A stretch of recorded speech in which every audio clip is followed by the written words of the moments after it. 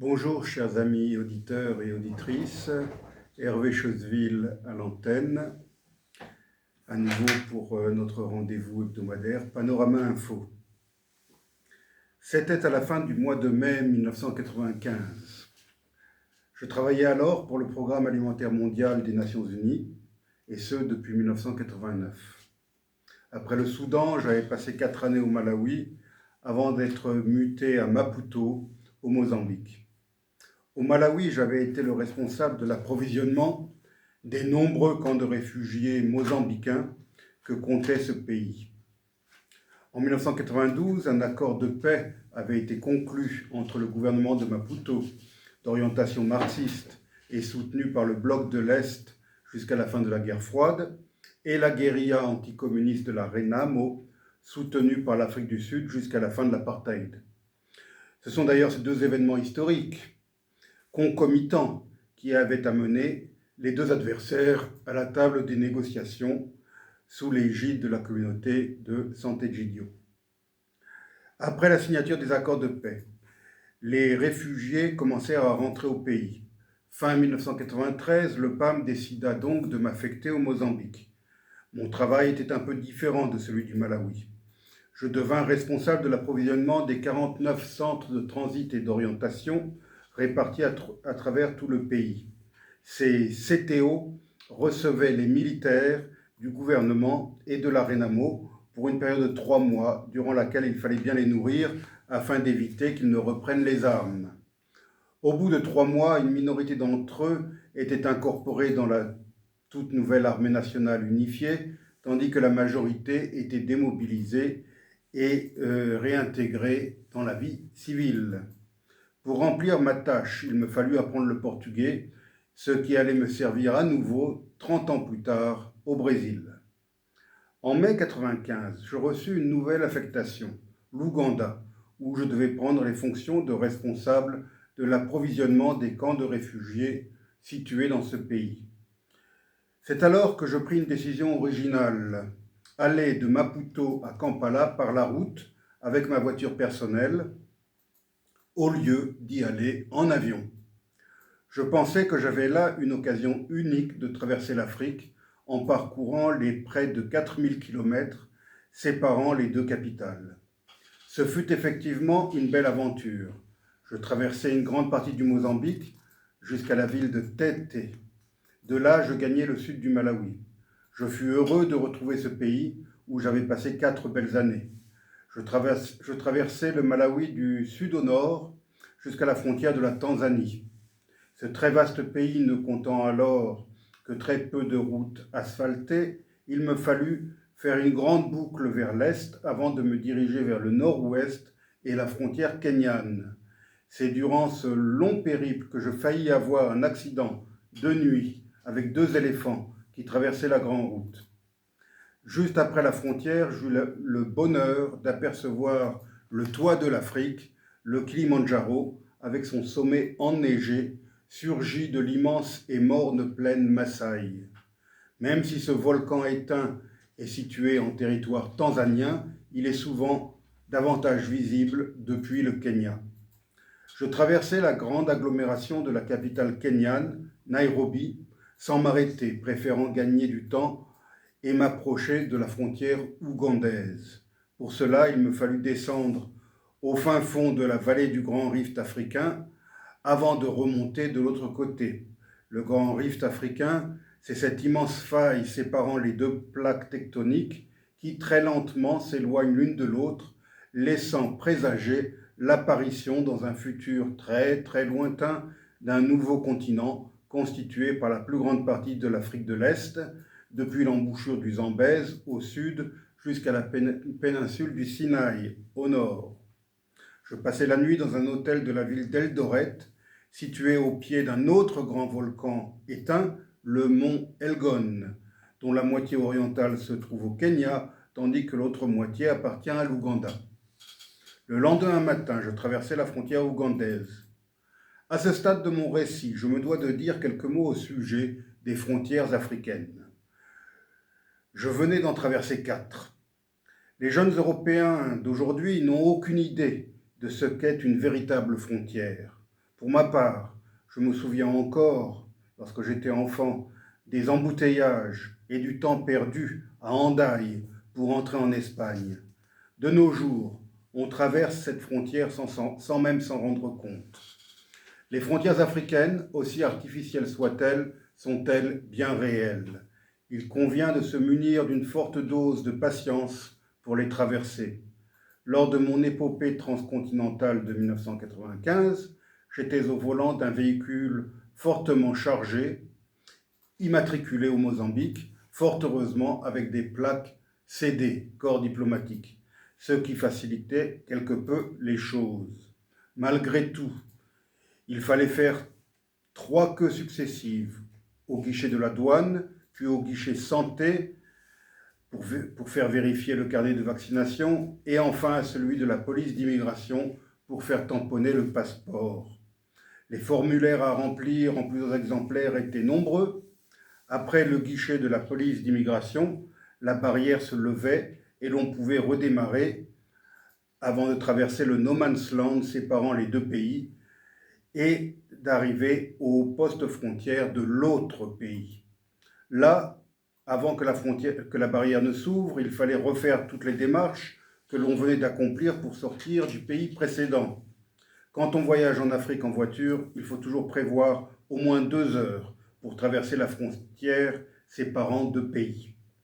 Comme je l'ai déjà dit, il convient d'être très patient, surtout que l'on est constamment assailli par des dizaines de personnes, toujours des hommes, vous offrant d'innombrables services et prétendant se charger de vous faire accomplir les formalités plus rapidement.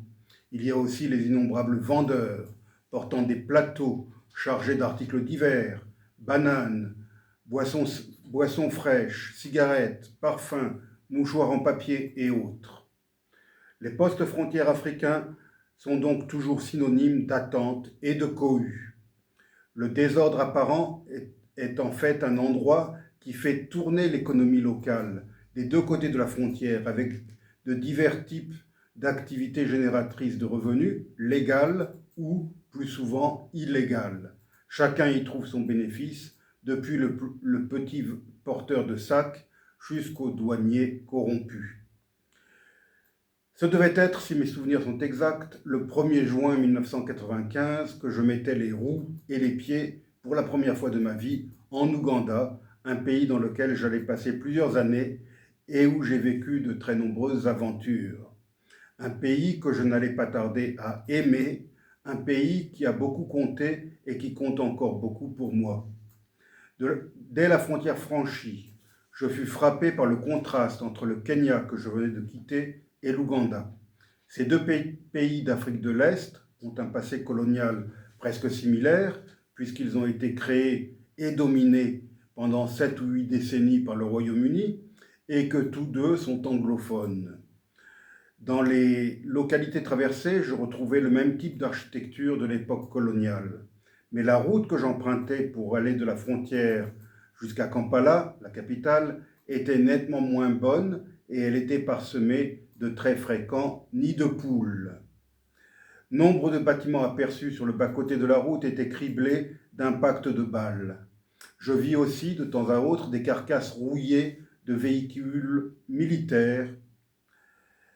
Tout indiquait que ce pays dans lequel j'étais en train de pénétrer avait connu la guerre dans un passé récent, et cela me rappelait un peu ce que j'avais connu au Mozambique, que j'avais quitté quelques jours plus tôt. Et surtout, je ne voyais aucun bâtiment moderne, contrairement à ce que j'avais pu voir au Kenya, en particulier à Nairobi. Le temps semblait s'être arrêté en Ouganda. Après avoir traversé la grande ville de Jinja, je traversais le Nil qui sortait tout juste de l'immense lac Victoria pour entamer sa longue route vers la Méditerranée.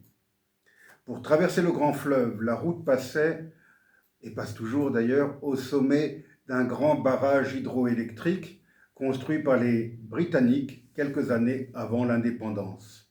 C'était la première fois que je revoyais le majestueux Nil, depuis que je l'avais beaucoup fréquenté au Soudan.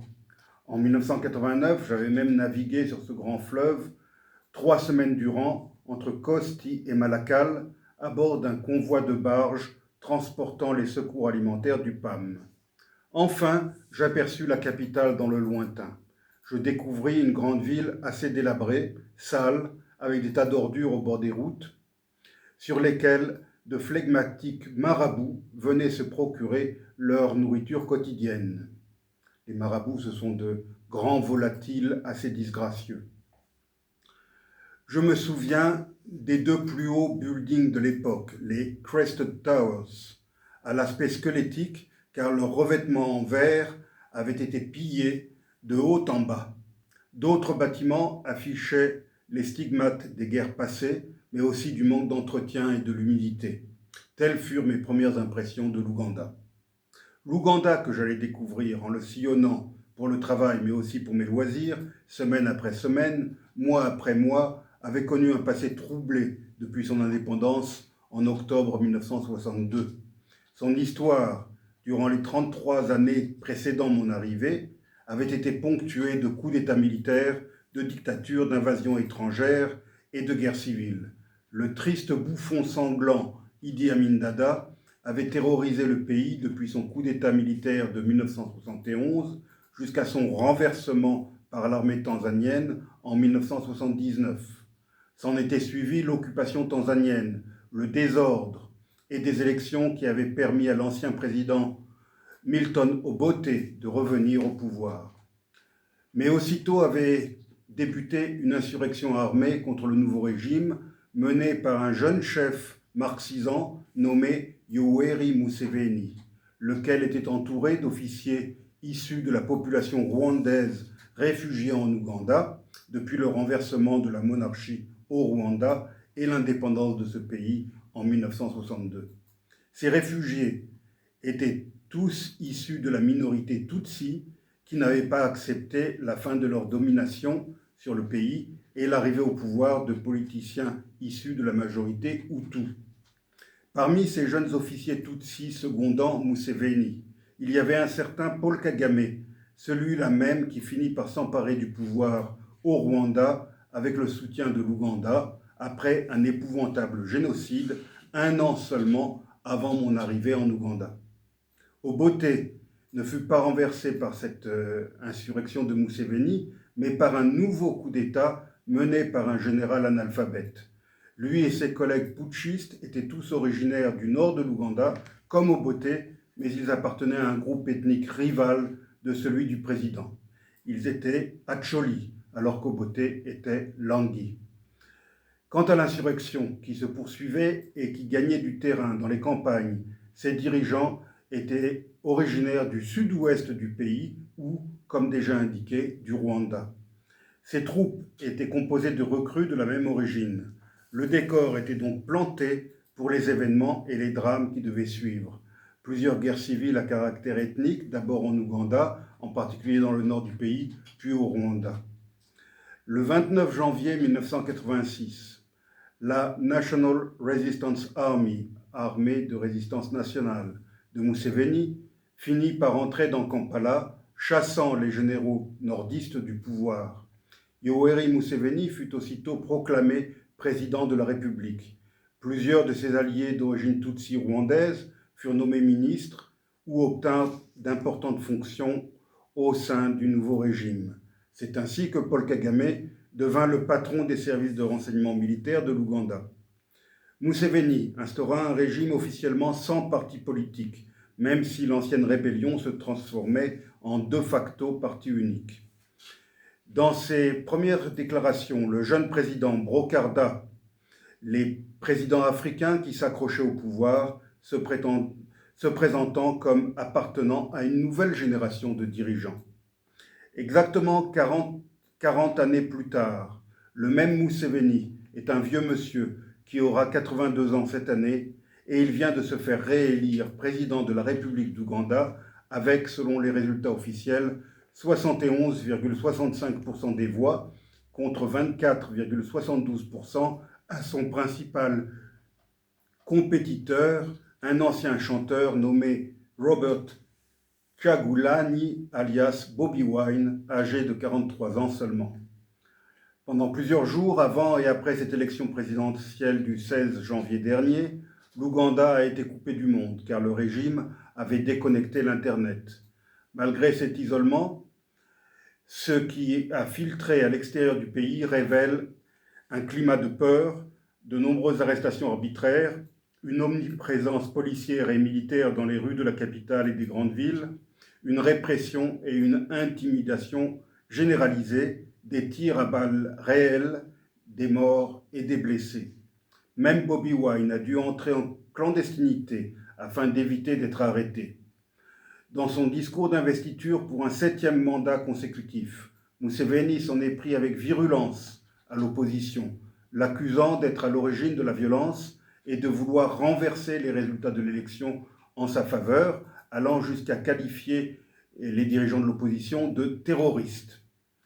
Lors de son discours de victoire prononcé dimanche dernier, le président ougandais a déclaré que le parti de Bobi Wine, la plateforme d'unité nationale, avait prévu d'attaquer les bureaux de vote dans les zones où il était en train de perdre. Je vais le citer. « Certains membres de l'opposition sont aussi des terroristes », a martelé Yoweri Museveni, avant d'ajouter « Ils travaillent avec des étrangers et les groupes homosexuels ». Il a conclu avec un avertissement on ne peut plus clair. « À tous les traîtres, voici un conseil gratuit de ma part. Arrêtez tout, car nous savons ce que vous faites et vous ne le ferez pas. » Fin de citation. L'opposant Bobi Wine a quant à lui exprimé son rejet total des résultats truqués et indiqué s'être caché après un raid des forces de sécurité à son domicile. Il a fait cette déclaration dans une vidéo publiée sur l'ancien Twitter peu avant l'annonce des résultats samedi dernier. Les connaisseurs de l'Ouganda, dont je fais partie, considéraient depuis longtemps ce scrutin présidentiel comme une simple formalité, Yoweri Museveni exerçant un contrôle total sur l'État et l'appareil sécuritaire. L'immense majorité de la population ougandaise, qui s'élève à présent à 46 millions, alors qu'elle n'était que de 19 millions à mon arrivée dans le pays en 1995, n'a connu qu'un seul président, et il se nomme Yoweri Museveni. En 1996, les premières élections présidentielles avaient été organisées 10 ans après l'arrivée au pouvoir de Museveni. À l'époque, aucun parti politique n'était autorisé en dehors du mouvement de Museveni, censé rassembler l'ensemble des Ougandais. Cependant, plusieurs candidats avaient pu se présenter à titre individuel, sans étiquette partisane. J'avais alors servi d'observateur des Nations Unies dans le district lacustre de Kalangala, constitué par les îles Cécé, sur le lac Victoria. Même si le résultat ne faisait déjà aucun doute, j'avais été frappé à l'époque par une certaine liberté de ton et par un engouement populaire pour cette première élection, même si l'appareil et les moyens de l'État avaient été massivement utilisés au seul profit du candidat officiel, Yoweri Museveni. Depuis, les partis d'opposition ont été légalisés et de nouvelles élections ont été organisées tous les 5 ans. Mais le climat s'est détérioré, il a empiré un peu plus à chaque élection, avec toujours plus d'intimidation et de répression. Chaque fois, les mêmes allégations concernant les trucages durant les opérations électorales ressurgissent. Lors de l'une de ces élections présidentielles, je me souviens même avoir rencontré un garçon de 12 ou 14 ans qui, fièrement, me montrant le bout de son doigt ancré, preuve qu'il avait voté. En effet, il faut tremper son doigt dans un encrier après avoir voté en Ouganda. Le pire, avec cet autocrate qui s'accroche au pouvoir envers et contre tout, est qu'il prépare sa succession avec nul autre que son propre fils, nommé Muhoozi Kainerugaba. Ce dernier a connu une carrière militaire météorique, puisque, alors qu'il n'a que 51 ans, il est major général et chef des forces de défense de l'Ouganda, c'est-à-dire patron de l'armée. Or, le rejeton de Museveni n'a ni l'intelligence ni le charisme de son père, et ses promotions ultra rapides ont fait grincer beaucoup de dents, y compris parmi les officiers plus anciens et peut-être plus méritants de l'armée. Il est en outre connu pour ses frasques, son penchant pour l'alcool et ses déclarations tonitruantes, en particulier sur Twitter, ce qui a souvent mis le régime dans l'embarras, en particulier au niveau international. Les violences et les fraudes qui ont entouré la dernière élection, la contestation de résultats au demeurant fort contestables, le scénario de la succession qui semble d'ores et déjà écrit, tout cela n'augure rien de bon pour le futur proche de ce beau pays où j'ai longtemps vécu et où je compte encore de nombreux amis. Oui, Museveni a su moderniser son pays, dont les routes sont désormais impeccables. L'économie s'est développée et diversifiée. Kampala et les autres villes ont changé de visage. Elles sont propres et comptent de très nombreux immeubles modernes. Les gouvernements successifs de Museveni ont réussi à maîtriser le fléau représenté par le VIH-Sida avec l'appui d'organismes internationaux. Mais l'environnement a été sacrifié au profit du développement. Les forêts primaires sont en voie de disparition rapide et les préoccupations écologiques n'ont pas été suffisamment prises en compte pour l'exploitation du pétrole découvert il y a quelques années du côté du lac Albert. Et surtout, l'Ouganda de Museveni s'est beaucoup trop impliqué dans les affaires des pays voisins, que ce soit le Rwanda entre 1990 et 1994, le Congo-Zaïre depuis 1996 et le Soudan, où l'appui de Museveni a permis au tiers sud du pays de devenir indépendant en 2011. En 1986, au sortir d'années sanglantes de guerre et de dictature, Museveni était porteur de nombreuses espérances. Mais son acharnement à s'accrocher au pouvoir depuis 40 années et à placer son fils au sommet de l'État après son départ du pouvoir ou son décès, font que l'on ne peut qu'être très inquiet pour l'avenir de ce pays que le jeune lieutenant Winston Churchill avait surnommé la perle de l'Afrique. Je vous remercie, chers auditeurs, et je vous dis à la semaine prochaine.